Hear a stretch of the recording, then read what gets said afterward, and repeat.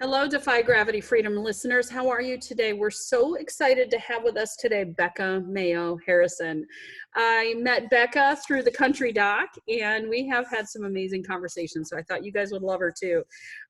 She is certified in holistic health and certified in something called psychk, which I'm excited to have her talk about it. And just really passionate about the emotional connection to health and happiness and life. So welcome, Becca. We're excited to have you. Oh, thank you so much for having me. I'm excited. This is going to be a fun conversation. I'm sure of it. Yeah, well, I always enjoy chatting with you, so I know that we're going to have fun. I hope everyone else enjoys it too. Yeah, me too. Me too. Hopefully we don't record too long. You know, we can get into some deep topics. So yeah, yeah, for sure. So why don't you tell us a little bit about you and how you got where you're at? Yeah, well, it's funny because you know how things happen in life that you don't even realize, as part of your journey, right? When you're going through it. But I would say my journey actually started when I was a child. My mom got very sick. I was probably around 9 or had just turned 9 or about to turn 9. And my mom got extremely sick and she was very chronically ill for about 2 years. Oh. And so I watched her in kind of these very formative years in my childhood. I watched her go from doctor to doctor to specialist while they essentially experimented on her and made her unfortunately sicker and sicker to the point where she had spent pretty much the whole second year in bed. She got down to 80 some pounds. It was just really hard as a child to watch that and be very confused. Because we're kind of, we're led to believe in our society that doctors have the answers, right? They're the highest educated. That's who you go to. Yeah. And so that experience, I'm very grateful for it because it brought me with the understanding that they don't have the answers and that they are in fact practicing, right? Mm-hmm. And that they don't always know what's going on. And so I didn't grow up kind of having them on this pedestal as some people maybe do, right? Because I had from firsthand experience watched them not help my mother and in fact make her sicker and sicker. It turns out that she has Crohn's, which now is very commonly known, but 25 years ago, right? That was not something that anybody really knew much about. And so and then what was really a pivotal moment, to try and make a long story short, is that after they figured out what was going on with her and they got her on their prescription plan, she actually chose to not she took herself off of the prescriptions. And so now I'm 11, 12, and I'm I don't understand why, all of these years we tried to figure out what was wrong with you and now you won't do what the doctors tell you. I don't understand. And she just looked at me and this always stayed with me. She said, well, sweetie, the drugs they gave me made me sicker than the disease did. So I chose not to go that route. Right. And which I'm very grateful she did, because she probably would be a lot sicker today had she unfortunately gone their path. And so it was just very interesting to me, right? And very formative years to be wow, why would we not do what the doctors are recommending? Or why can't the doctors figure out what's going on with you? Mm-hmm. And then fast forward to, me as an adult, not making healthy decisions because I wasn't really raised that vegetables were a big deal and, fast food, it's easy to swing through a drive-through and, which I get it. My parents both worked. They were very busy, right? Yeah. So I totally understand, why, but then I myself kind of created my own health issues as well. And I had gone on, I don't know if I've shared this with you, but I did my own weight loss journey and I actually lost personally, 90 pounds. Although I don't think the number of pounds is really important as much as just the transformation that you go through and the lifestyle changes, because it could be 5 pounds or 50 pounds or 100 pounds. It doesn't really matter. Yeah. But I think when I did that, I maybe didn't do it in the healthiest way. And I was more focused on doing it as quick as possible. And I stirred up a lot of toxins and I made myself sick. Oh. And then I had to go kind of on my own health journey of restoring my own health.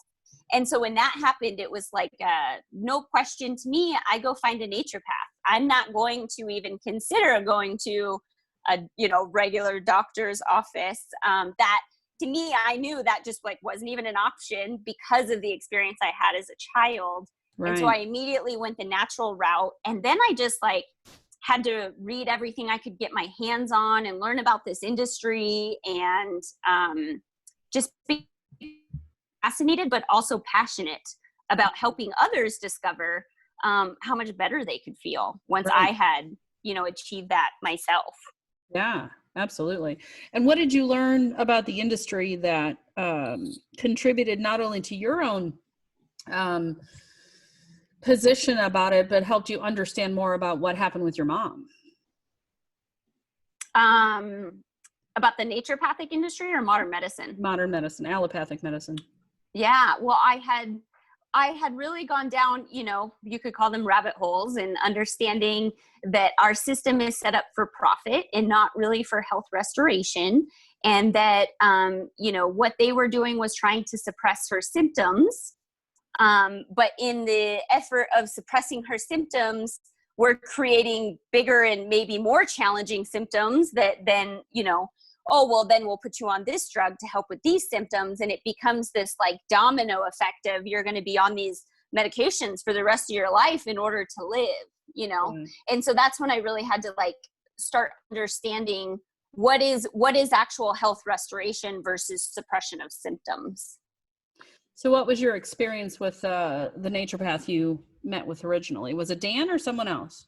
It was actually someone else. Mm-hmm. To be completely honest, I never like to talk bad about anyone, but he tried to work on too many things at once with me, and it overwhelmed my body.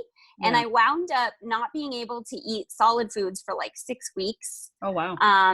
And so, and that led me more to research myself more, because he wasn't giving me maybe the support that I was seeking, right? So like if I'm uncomfortable and I'm really struggling to get through the day, what can we do? And so I learned certain things over the years, like, milk thistle helps with the liver, right? Baked potatoes can help when you're having a toxic dump to help soak that up. And, there's certain things that you can do to help with those, like, we call them reprogramming experiences that people can have. Mm-hmm. And so, which then just fueled my passion even more, to help practitioners really fine-tune their evaluation methods so that they're not working on 20 layers of stress at once. Yeah. Let's work on one layer of stress at a time so that people can carry on with their daily lives and not be held up in bed for 6 weeks. Right. You know what I mean? Yeah. And so then, and that's part of why, we have a training program for practitioners to help really teach them how to do it in a way that the client will receive it well, but will still be on that path of restoring health. Yeah. Because not everybody can go lay in bed for 6 weeks and recover from something, right? And so, yeah, that was, I guess, just meant to be part of my journey, I think. Sure. Absolutely. I'm a huge fan of self-empowerment. I think one of my objectives with my clients is really to educate them how to manage their lives on a pretty much a daily basis. So I love that you did a lot of education on your own. How did you get to the point where you were working with others? And what kinds of things did you do? Oh, that's a great question. So I actually got into weight loss coaching as I, kind of did this process by myself. Well, I shouldn't say by myself. I had people coaching me and people supporting me and providing me education as well. And then I just really was passionate about sharing that with others. And so and then every time I figured out how to work through a challenge, then I just wanted to share that with more people.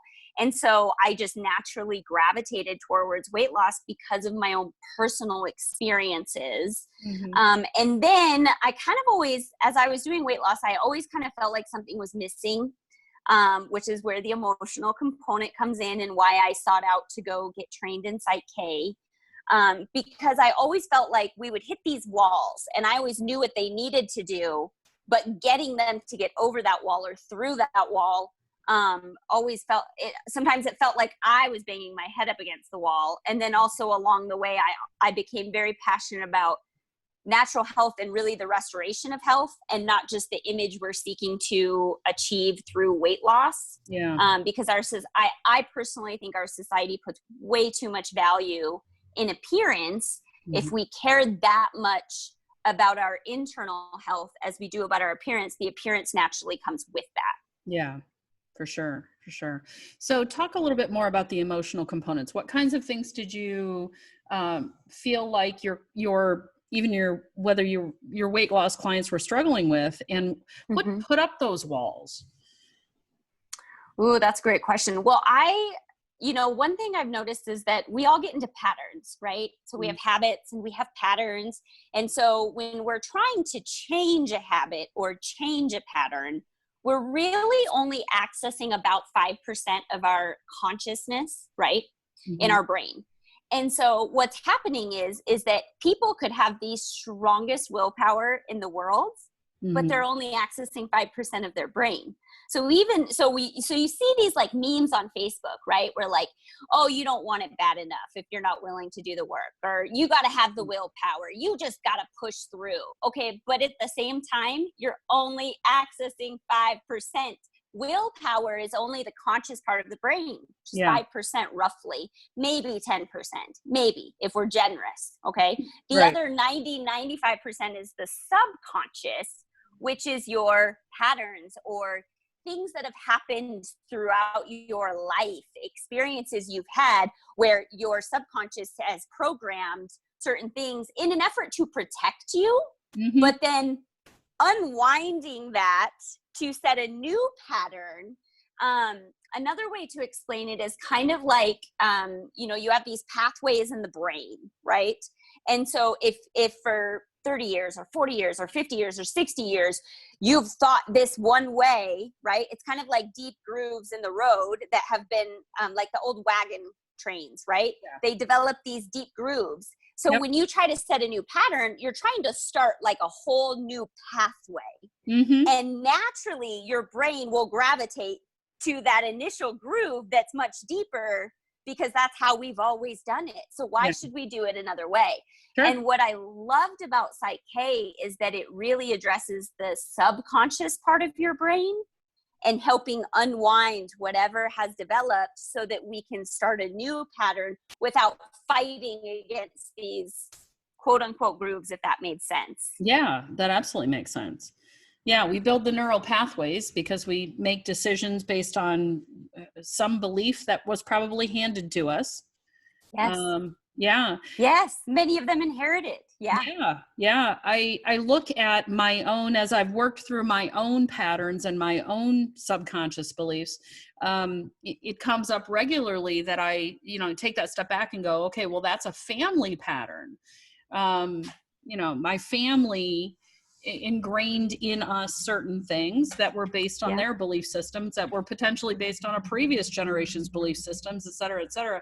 Yeah. And I recall a story that really hit home. It was a husband and wife, newly married. First Easter, they were going to make a ham, and she cuts the ham in half and throws it in the oven. And he's like, "Why do you cut the ham in half?" She goes, "I don't know, my mom does it." The next year, Easter comes along, they're throwing the ham in, they cut the ham in half, throw it in the oven. He's like, why do you cut the ham in half? She goes, "I don't know, my mom did it." "Well, let's call your mom." So we call mom, and mom's like, "I don't know, my mom did it." So they call grandma, and grandma's like, "Well, when we first got married, we had an oven that was this big, so we had to cut the ham in half because it wouldn't fit. That is such a great example. Yes. Nobody ever asked why they cut the ham in half. They just did it because whatever. That's such a great example. Yeah. And it's just very subconscious. It's very, and the subconscious brain is always about protection, right? Yeah. And anything that's different, even if it's good for us, is outside of its protective pattern. It likes that predictability. Yes. It's also very literal. Mm-hmm. So sometimes we can get kind of like general or abstract with our goals or what we want to accomplish.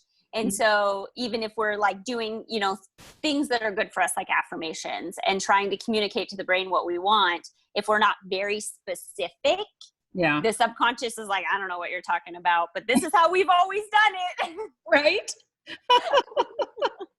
That's funny. Oh, yeah, that's an excellent point. It's like muscle testing. You're going to get the answer to the question you ask. Yes.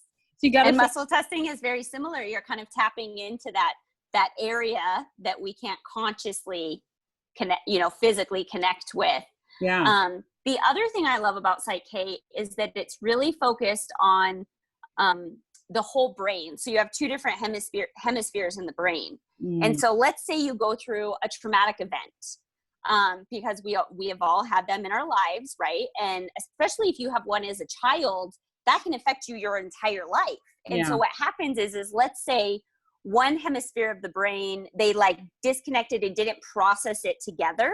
And so they sort of like get stuck, as if, so they didn't fully process the trauma or the stressful situation, because trauma is such a dramatic word. Yeah. And so what happens is the subconscious is always in the present. So if it didn't fully process that event, you could be 50 years later and your subconscious thinks it's still happening because it didn't fit, because the two hemispheres of the brain didn't come together and finish processing the event. That's why you see individuals that come back from war could be 50 years later and they hear a gunfire and it's a trigger for them because their subconscious is still in that moment as if it's still happening. And so what I love about psychk is that you can go back to those, moments. This is one of the things that we do in psychk is take you back into that stressful situation, which is hard in that moment, right? Because nobody wants to revisit those. But we do it in a way, in a whole brain posture, to help bring you back there, help the hemispheres come back together, finish processing it and release it so that it's not stuck as if it's still happening.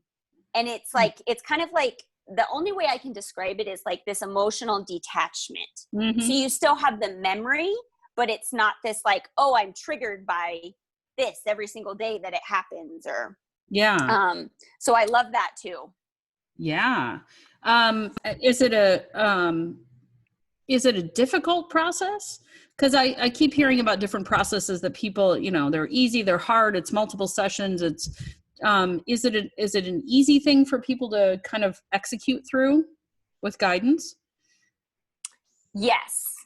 I'm trying to think of the right words. Easy is tough for me because I don't think anything is easy. It's simple and anybody can do it. I think it's more about getting people to be open to it, kind of like muscle testing, right? Like the first time you experience it, you're like, this is really strange. Right. I'm not sure, right? Because our conscious mind wants to understand what's happening. Yeah. And so with the psychk, it's simple. Anybody can do it. And you can get really amazing results in a very short period of time. I've had people balance, and myself included, stressful situations in anywhere from 1 minute to 30 minutes, right? It's not like it's extremely time consuming. It's more of like the initial time you do it, you're like, this is kind of weird, right? Because we're muscle testing to see what we're doing. We're working with the subconscious. We're putting you in this awkward position. And then you kind of like, in a sense, meditate in that position as you like work through that. And it's not just stressful situations. That's just one example of how it can be really, really, powerful. But it's very simple. Anybody can do it. I would say the only thing you really need is an open mind. Yeah.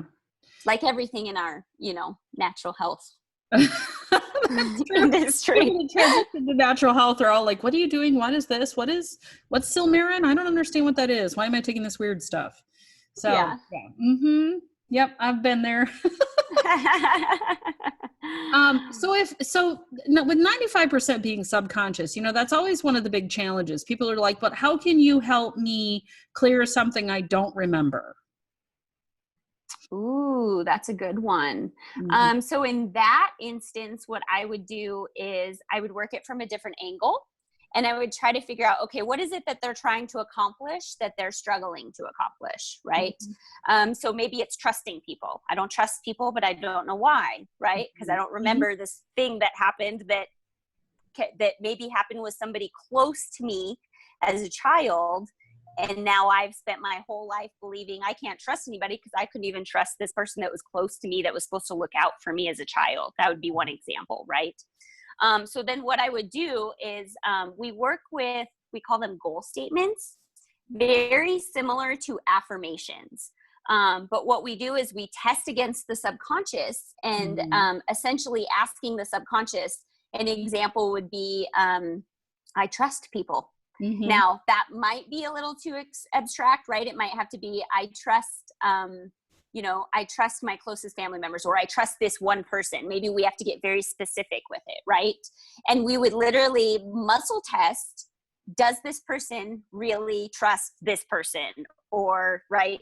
Yeah. And then if they don't, we would do a psychk, we call them balances. Mm-hmm. Again, putting them in some form of a whole brain posture while they're repeating to themselves, I trust so-and-so, yeah. I trust so-and-so, and help kind of unwind whatever happens there. Yeah. Yeah. Yeah. Cause I think that's one of the challenges with old-fashioned talk therapy is either you're so uncomfortable, you're not willing to bring it up, or you've mm-hmm. repressed the memory, mm-hmm. Or it happened in a period that you don't recall at all. Say it's a car accident where you have a temporary memory loss.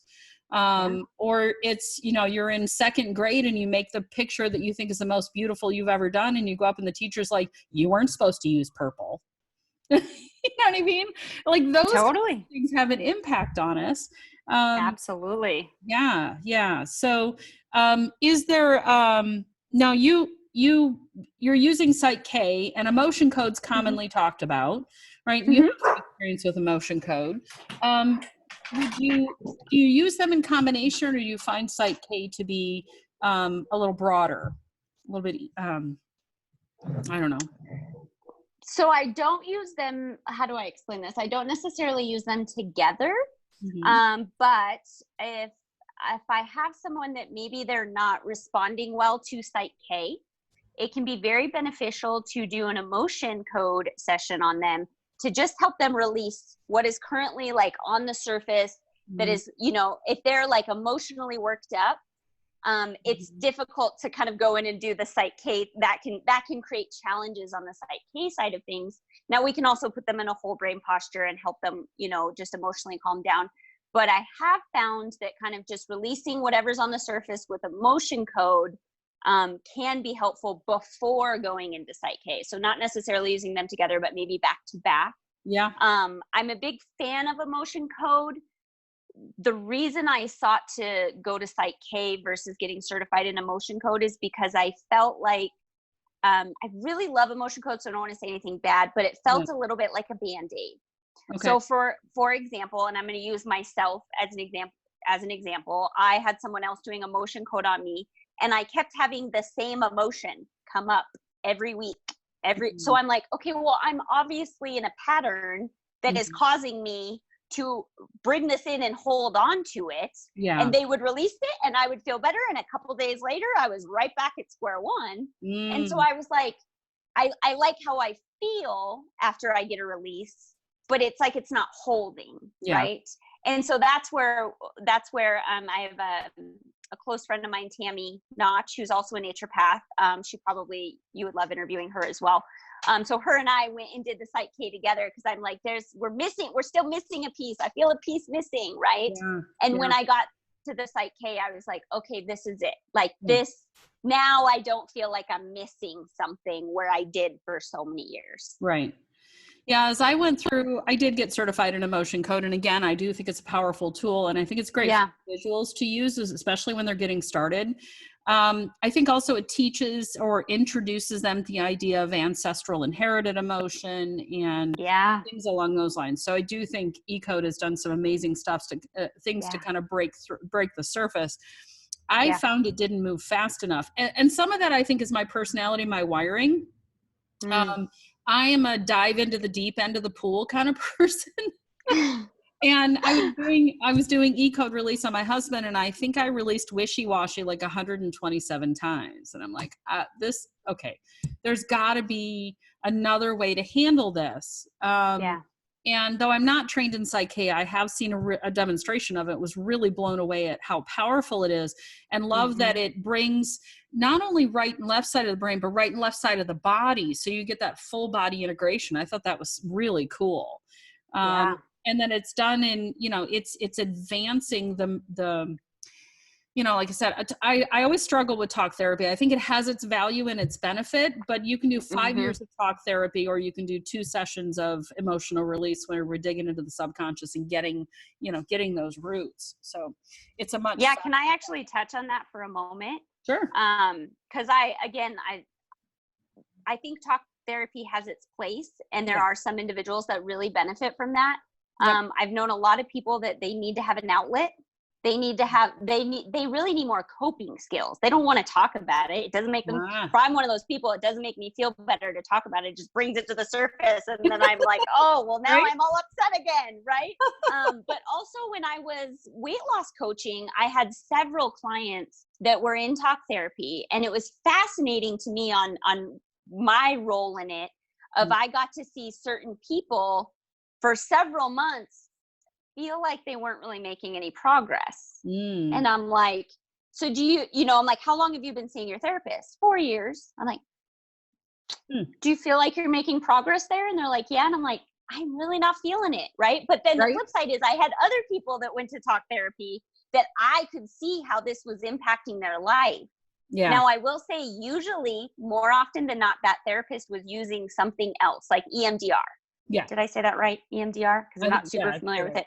But it's another like reprogramming how you're perceiving something, or reprogramming patterns, right? Yeah. And so the people that I noticed were really making progress, their therapist was using some sort of tool with them. It wasn't just talk therapy. Yep. And I also know that a lot of talk therapists, or, just therapists, counselors, are getting into the psychk world. And I think that is really awesome. And they're integrating it into talk therapy. Yeah. And that is having really amazing results, which I think is amazing. Yeah, that is incredible. Absolutely.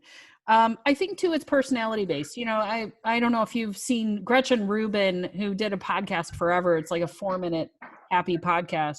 And she wrote a book on the 4 personality tendencies. And I have it on Audible. It's, it's one of those things I listen to when I can. But the basics are the 4 personality tendencies. So you have the rebel, have a bit of that in me. The questioner, I have a lot of that in me. Those tend to be our scientists, and I think naturopaths are naturally questioners as well. Yeah. You have the obligers, which will meet external expectations but no internal expectations. So they're the ones that are like, I really want to go for a bike ride, but I won't do it on my own. I'm going to call so-and-so, or I'm going to say to them, call me when you're taking a bike ride and I'll go with you. So they don't have that internal drive. And then you have the upholders who have external drive and internal, they'll meet expectations on both sides. And there aren't very many of those in the world, to be candid with you. But I think that, the form of therapy that works, if you will, might be dependent in part on that. Yeah, that's a really good point.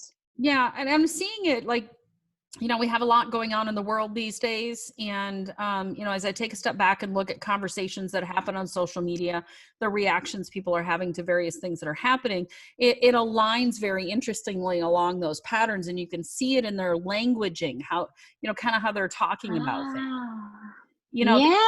They're always going to do what they're told. The upholders are going to do what they're told, both out in public and at home. The questioners are like, I might do what I'm told, but let me understand why first, and then I'll decide if I'm going to do it. And then the rebels are like, I'm not doing what you tell me to do. Forget it. Right? That's so true. Oh. So it's like, it's funny because that simple sort of look at the world has really helped me understand and not be reactive to what I'm seeing out there in the world. And I think that in terms of our work, work in natural medicine and those that are willing to do the work and open-minded, it's the questioners and at some level the rebels who are going to be our first clients. Yeah. Yeah, you might get an upholder here or there, but they're probably going to see their doctor and their naturopath. And then they're going to do both because they want to make everybody happy. I call that sitting on the fence. Right? So how do you get people sitting on the fence to like come over to the other side? It's much. Oh, it's tough. Yeah, it's tough. Yeah. It's tough. Yeah, it's tough. I think I try and respect each person, everyone, to each their own, right? And I want that respect for me as well. Like, we live in a free country. I think that's pretty amazing that we're in the freest country in the world. I would like it to remain that way. And I think we should all respect one another. Yeah. And so with that being said, it's hard because I'm like, oh, you could feel so much better if you just get off of the fence and come over here and let's talk about how we can really, there's some rough days, right, that you got to get through because you have to cleanse, and you got to maybe work on some emotional stuff. But how you feel is so amazing. It's worth it. Like, you're worth it. Yeah. But then at the same time, if that's not what they really want, because I've had this conversation with people where they're like, I'm just not willing to do that. Right. Okay, I get it. Okay. You know what? To each their own. Everyone gets to pick how they live their lives. Yeah. I think I've gotten hopefully a little better over the years at respecting other people and like, okay, but then don't complain about your pain. Don't complain that you're going in for your 8th surgery. Don't complain that you're on 12 medications, right? And like, I get it. You should get to choose that, just like I should get to choose how I live my life. Right. But then is it really worth complaining if you're not willing to do anything about it? Yeah, totally agree. Yeah. Absolutely. Yeah. And I'm the same way. I think that when I started naturopathy school, I started with, a cape and a big N on my shirt, and I was going to lead everybody to natural medicine. Right there. And I was really forceful about it. I was like, you know what you could do for that? This, and this. You should, can I order that for you? And they're like, okay, step back a little bit, So yep. Because we care. Yeah, we do care. And we know that there are so many more options out there. It's so hard for me to see people talking about, I'm going back in for this surgery, or the medication didn't work, so we're trying a new one. And I'm like, maybe a little bit of something, just come on, please. So you're like, if you would just give me like 6 months, right? Absolutely. Yeah. I'm right there with you. Because we want to help everyone. I think that's the nature of people that become naturopaths and health coaches. And, it is our heart to really help people get out of the things that most of us have been struggling with or had been involved with. And we don't want to watch people go through that because we know. Yeah. We know. Yeah. We know too much. Yeah, at some level. Yeah, we do. Like, there's an option out there. Yeah. There's so many options out there. Yeah. I feel like there's an opening, though. I think there's an opening right now to advance the cause of natural and bringing a little more balance in the conversation. Yeah. And I'm very hopeful because of that. I think that, opening up conversations about the immune system as an example. And, you can do this as recommended by the authorities. You could also do this, and that combination of things, you'd be even better. Yeah. Yeah. Yeah. So I totally agree. Yeah. And I think that there's more open thought process happening than ever before. Yeah. Yeah, it still comes down to the emotional root. I don't know that I've come to the conclusion that I don't think there's anything physically that hasn't started emotionally. That's a great, I mean, I wouldn't disagree with that. I think, whenever there's a weakness in the body, whatever that weakness is, negative things will try and feed off of that or try to attach to that. Right. And so if you have a nutritional deficiency, you might be more prone to hold on to a negative emotion.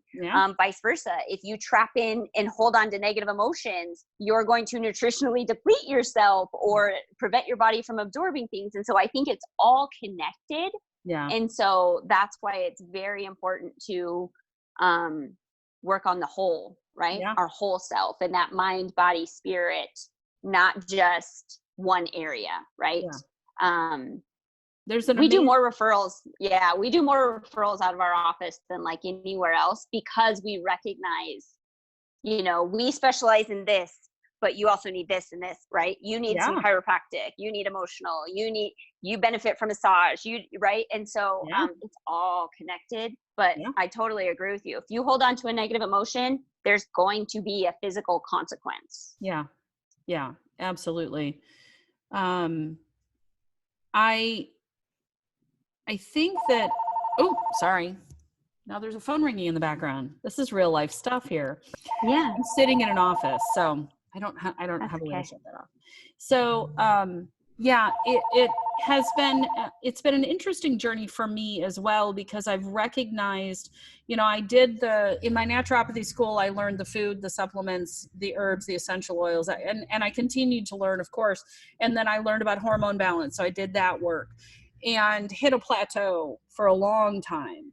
And when I was introduced to the concept that emotions have a role in health, and started with E-Code and continued forward with that, it's been really fascinating as I've done the deep emotional work, both on my own and working with a mentor and a colleague of mine. As I've done that deep emotional work, big things like my right hip has hurt for a long time. I did the work, and hit a point where I can get up now and I'm like, my right hip doesn't hurt at all. There's no pain. Wow. It's a good feeling. So, Yeah. one big message I think out to the world is we can't ignore the energy of emotion and how it affects us, looking at grief. Dr. Steven Yeah. Sinatra is an amazing cardiologist. He has like 35 years in cardiology, and was pretty conventional up until, I don't know, 10 or 12 years ago. And he stopped prescribing statin drugs and started talking to people about food, and was seeing transitions and improvements. And then he started talking to his clients about, or his patients, I guess, because he's a physician, about grounding.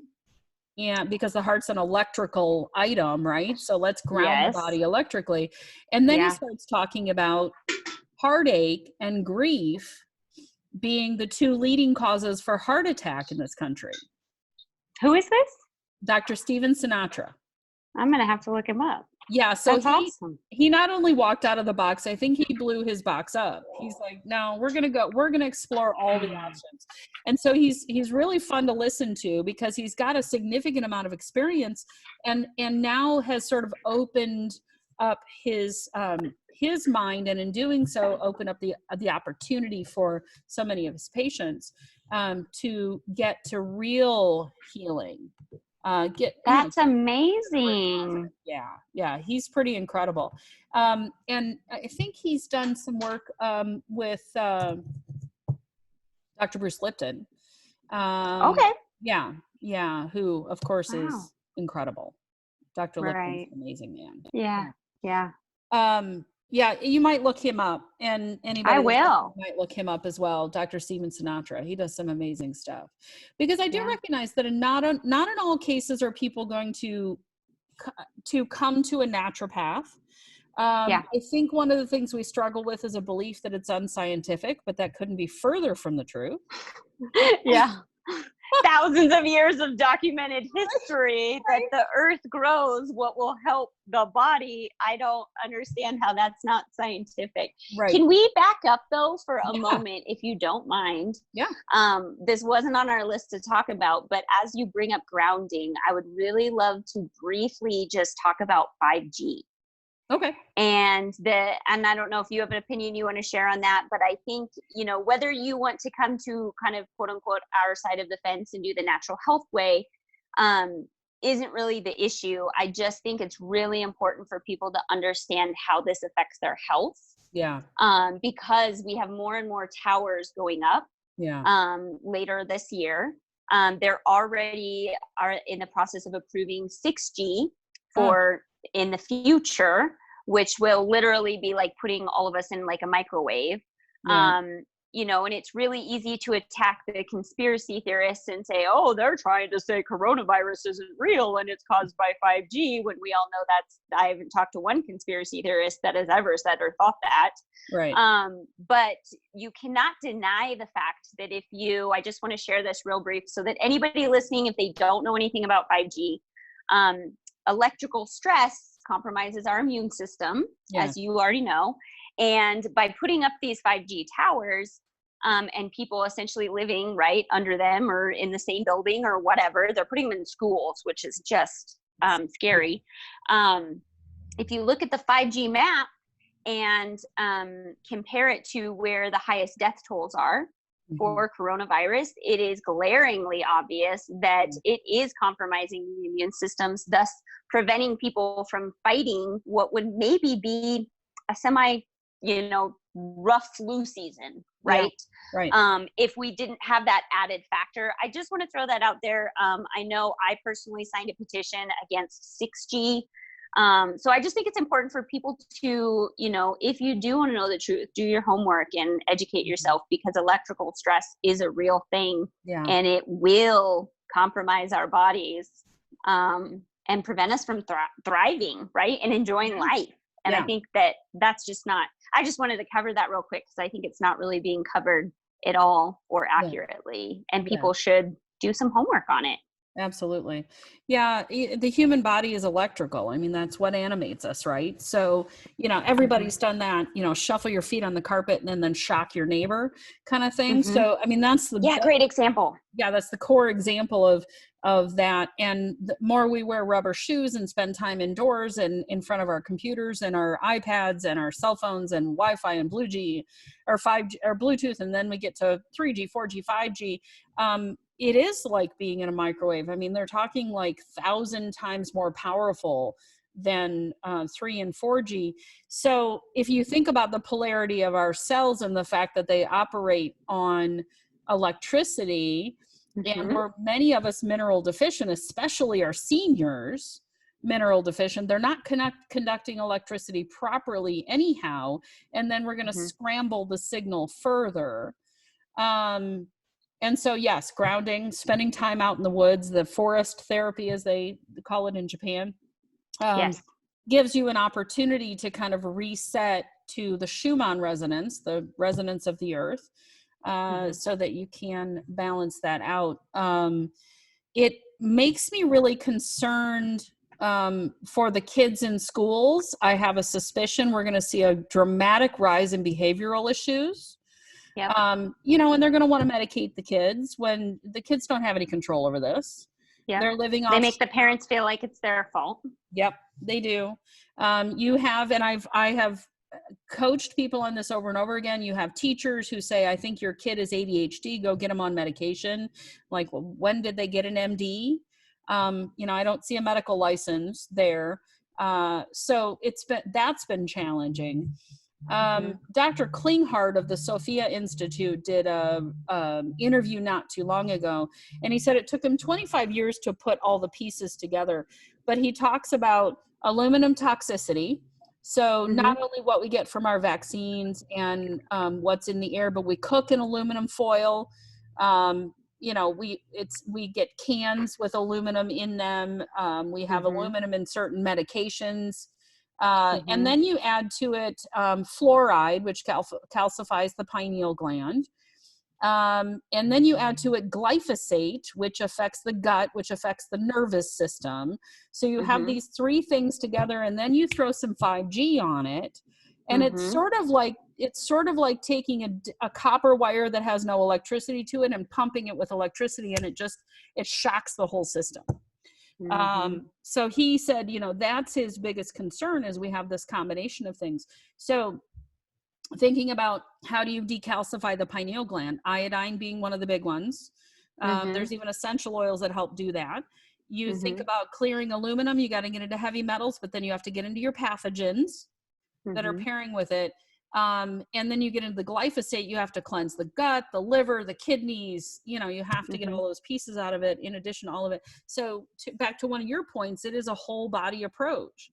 the resistance to do so is hard sometimes to see, because you can see very clearly that someone's struggling when you afford them an option and an opportunity, and they're just, there's a big steel wall up. It's a little heartbreaking. It's hard.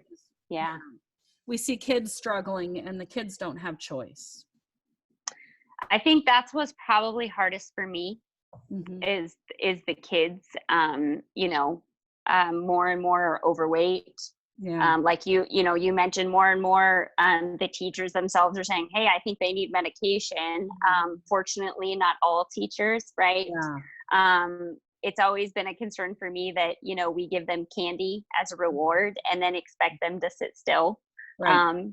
They're sent to school with a bunch of junk food and then given candy as a reward. And then they're looked down on when they can't sit still at a table, at a desk all day long, when that's not really what kids are meant to do anyways. Plus now they're hyped up and have consumed 4 to 5 times the amount of sugar that they should have consumed. Yep. And then you're expecting them to sit still. And then now you want to put 5G and attach it in schools. Right. While the schools are closed, let's go ahead and install these 5G, I'm like, oh, how do we not see the glaringly obvious problems here? Right. But again, it's about making money. It is about making money, for sure. Yeah. Yeah. Healthy people don't necessarily create the annuity that the allopathic system. And I don't, I'm not pointing at individuals necessarily. The doctors and nurses, boots on the ground, if you will, are fighting the good fight. They are. I think they go into it with good intentions. Yeah. Yeah. Yeah. And we appreciate that. Absolutely. They are beholden to a system that is overpowering and threatening and litigious. And I think too that I try to emphasize this in my communications out to people, and I know I'm not alone in this, because I hear it from other naturopaths and even some functional medicine doctors, is that there's no one size fits all. And the hard part about an allopathic medical system, as we've seen recently with the fear of an overrun of this system, is that it is designed for a certain amount of flow through, and it's designed to be efficient by creating protocols that are not designed for individuals and individual situations. They're, you have this set of 5 symptoms. We're going to run this test. We're going to assume it comes back with that. You're going to get this surgery, this medication. See you later. And, I suspect that because we're already seeing all these mystery symptoms, many of my clients come to me and they're like, the doctor doesn't know what's wrong with me. I'm like, I know, because I was there. And I suspect with 5G, it's just going to ramp it up. There are going to be a lot more people with mystery things. They're going to attach a false diagnosis on it because they don't know what else to do, and start trial and erroring the medications they've got available. We just keep adding to every year we have a new list of diseases that have just, yeah. Oh my gosh. It is, we have to continue to fight the good fight, and on behalf of people that, whether they want us or not, and I think the pendulum will balance out. Yeah, I think it will. But your point's very right. Everyone's got their own journey, and they need to walk that journey that is right for them. And we honor and bless them on their journey, whatever that is. Yeah, it's I see a generation of people who are going to break the emotional patterning is a great word, the trajectory of trauma and emotion that carries from generation to generation. I see we have a generation of people who are starting to say, I'm not going to carry that anymore. I want to be free of it. And the nice thing is then, I have people come to me and they're like, I'm just a mess. And I'm like, well, actually what you're doing is cleaning up the mess for yourself and your children and your future generations. Yeah, it's a really, really good way to put it. Yes, absolutely. I think we're going to have a big shift. It might be 10 years from now or 20 years from now. I hope it's sooner rather than later. Right. But if you look at just historically, I think 20 years ago, the word mindfulness was like, huh? Right. what is that? You know what I mean? Whereas now there's a lot more like talking about meditating and mindfulness and, you know, how stress affects you. And, you know, and so I think that definitely you can feel the conversation shifting and you can feel people really craving that shift or change. And I think we will see it. I think we have seen some huge, really amazing shifts in the last 10 or 20 years, especially the last like 5 years. Right. Yeah. And I think that's only going to get better. I hope the shift happens sooner rather than later. Yeah, me too. Absolutely. Yeah, we have a fair amount of work to do. But the beautiful part is the tools exist. The people have the heart to help, and continue to be passionate about it. Yeah. Yeah. I would say I'm more so now. It's funny because I said I was going to put on a cape and, you know, put on my t-shirt with a big N on it. And I was going to save the world. And I would say I'm actually more passionate now and less, I don't know how to put that right, because I care so much. I think people see me, with confidence, not walking out into public necessarily with a mask, not because I'm not thumbing my nose at what's happening with people. I have great confidence in my body's ability to do the job that it's meant to do, and would love to share that confidence with people and give them that same level of confidence. And what I see a lot of, you know, with people that are very fearful is, I think back to what emotional trauma established fear in them early on in life, and it's how it's showing up in their lives today. Yes, absolutely. Yeah. I want to share a Dan analogy. Hopefully he doesn't mind and I'm not stealing his thunder, but because I'm with you, and I think we all kind of go through that process of once we realize how much we can help people, we want to help everybody, and then we realize not everybody wants the help, and we're like, I don't get it. Why would you not want to feel better? That's so simple, you know? Right. But he uses a really good analogy that I just love, which is, it's kind of like we're on the Titanic, right? And we're going around knocking on doors. The ship is sinking, right? And we can't get to every single door in time before the ship sinks. But we don't want to stand in the doorway and argue with somebody who's like, I don't know. It doesn't feel like the ship is sinking. Are you sure? And they want to like stand in the dark. You know what I mean? They want to stand in the doorway and argue with us. And he uses that analogy, and it really helped me, of like, don't waste your time arguing in the doorway, because that's one less person you could have helped that might have been like, oh, thank you, and left. Yeah, very true. Or gotten on the lifeboat. Yeah. And so that's kind of like what we're doing, is we're trying to tell everybody, this isn't working. The ship is sinking. But every time we stop and argue that, we're potentially not helping somebody that would have been open to, oh, okay, yes, let me look at this, right? Very true.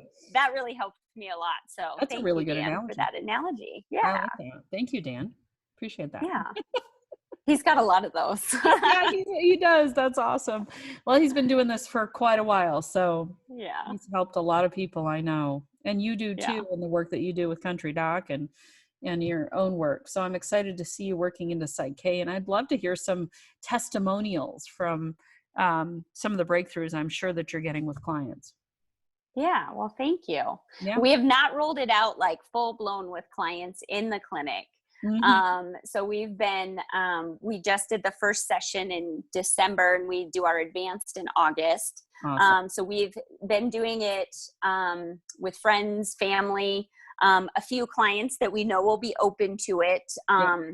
Right now, to be honest, it's really more of figuring out the marketing side of getting people to be open to it, because it is, right? And so how do we develop, and this is one thing Tammy and I are working on right now, how do we develop the educational pieces necessary to get people to be open to it and really embrace the process, instead of standing in the doorway arguing with us, right? And potentially keeping someone else from getting help. So it's still kind of in the works, but what we have done just with friends, family, coworkers, each other, has been really, really amazing. That's awesome. That's Yeah. great. Well, maybe we should do a psychk session on me. I'm open. Let's do it. Let's do it. Yeah. Awesome. All right. Well, good. I really appreciate your time. This is such a great conversation as always. And we'll have to come back more. And I think testimonials are really powerful. So if you can share some testimonials and some breakthroughs, it really helps people to connect with their own potential. Yes, absolutely. Awesome. Couldn't agree more. Yeah. Absolutely. Well, thanks. Thank you for Becca. having me. Yeah, it was fun as always. Yes. We always have good Yes. conversations. So We yeah, do. good. All right. You have an amazing day. You as well. Thanks so much. Take care.